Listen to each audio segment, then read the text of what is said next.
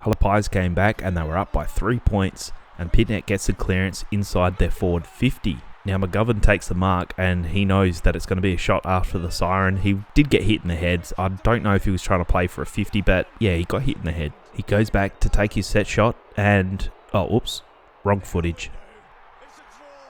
Yeah, sorry about that, Blues fans. Scotty Pendlebury won his 400th game. I think it said in the broadcast as well that he has played to over 7 million spectators. Not to take anything away from this individual effort from Young, which was truly amazing. He just runs through, he has no pressure on him at all and kicks the goal. But there were several times here where Parrish was kept ball watching and he just has to do better than that. So I don't know if Parrish is a little underdone, whether he needs a bit more training before he can come back into the ones side, whether he has to drop back to the VFL. But for me, his performance was substandard. Which sort of brings me into the next thing I want to talk about. I would like to showcase some other AFL channels, which I feel like the platform that I've got now is insane. I never would have thought that I would have 10,000 subscribers, 12,000, whatever it is on now. That is just wild to me. So the channel I want to highlight is called First Use. While the video quality and I guess the overall aesthetics probably aren't up to the top tier of AFL, I think the analysis inside the videos is very good. And I hope he picked up on this and he will be able to do a little bit of a video on this. But either way, make sure to check him out, and if you do like his videos, please go over there and subscribe to him.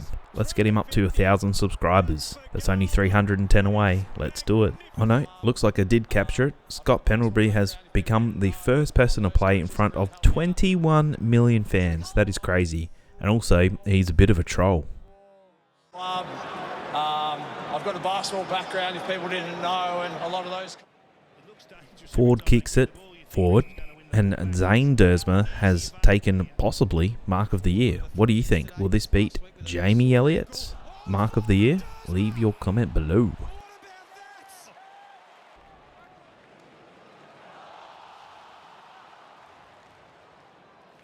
That is graceful. And as a player, cash in. Oh, no. Jeremy Cameron has completely shanked this kick. It still goes through for a goal because there are no Crows defenders on the line. So they just let it bounce through. Pretty big mistake. Really well executed.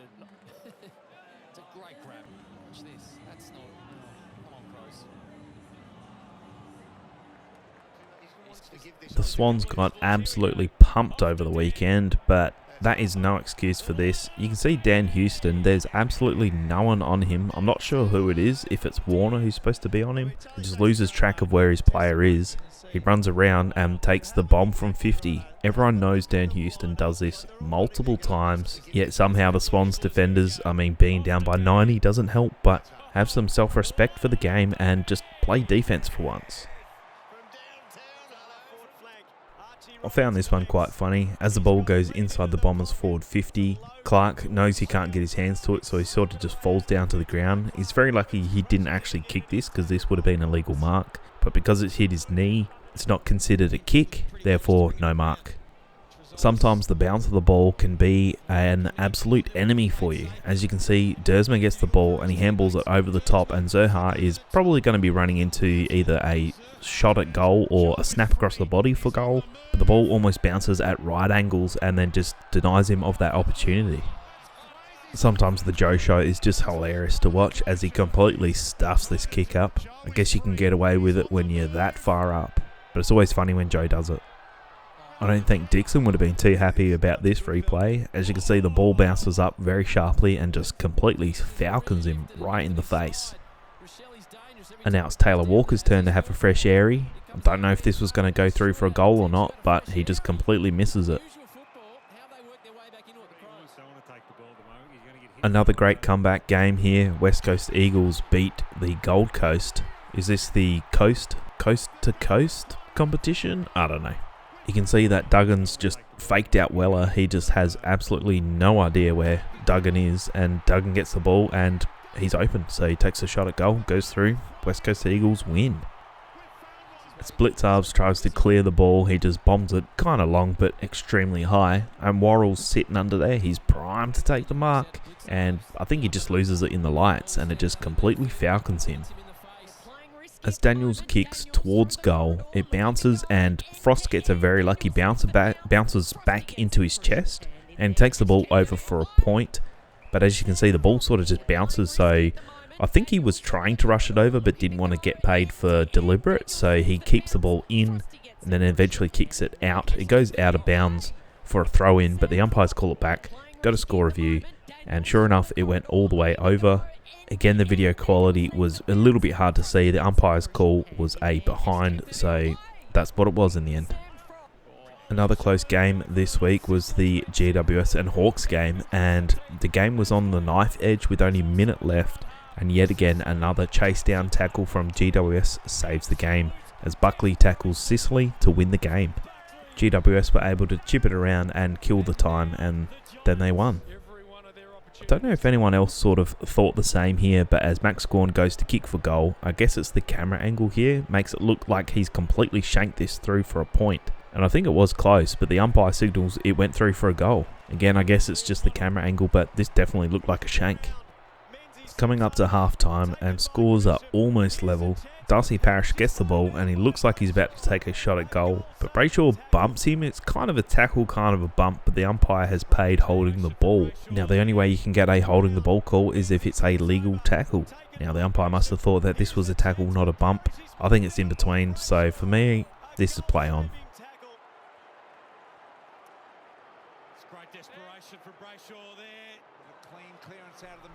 Latham Vandermeer has gone for the ball, and I guess he didn't see May or thought he was going to bump him, but he just completely ragdolls himself, and May's able to get the kick away. It was just funny how easily he went down the ground.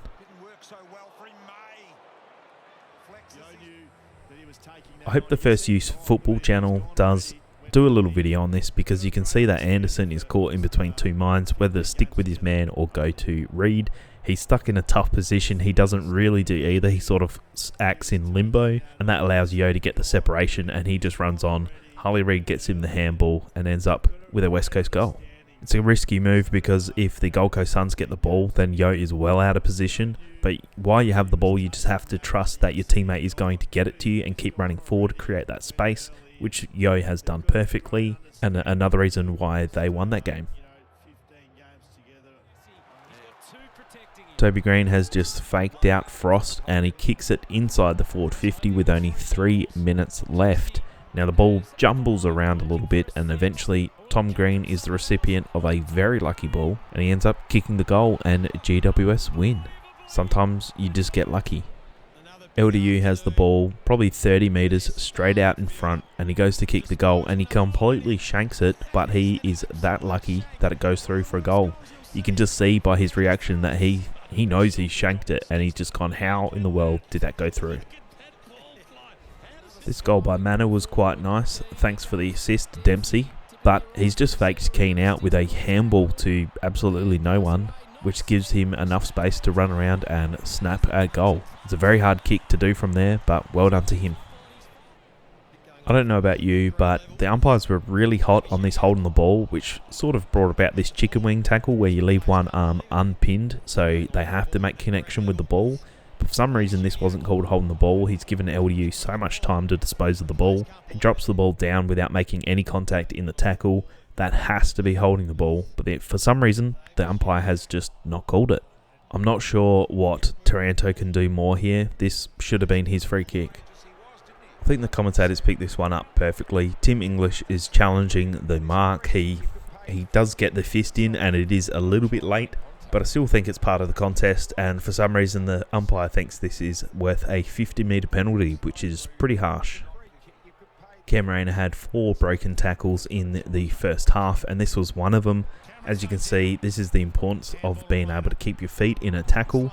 As the tackle doesn't stick, he's able to get past and kick a very nice goal. In the fourth quarter, with only 6 minutes to go, Freo are absolutely under the pump. They get it in their defensive 50, and Redmond does lay half of a tackle, and the ball goes out of bounds, and it's a free kick against Chapman. This is a big call from the umpire. I actually think this is correct. I feel like it wasn't enough of a tackle for Chapman to go over the line, and I feel like he's purposely put himself over the line, so I think it's the right call. I think Chapman just has to accept the tackle from Redmond and get the ball out of bounds, which is a terrible position to be in because that can lead to injuries. And that's it for this week. Thank you very much for watching. I'll see you in the next video. And if you made it all the way to the end, leave the comment, can you do that? Let me know below. Thanks for watching.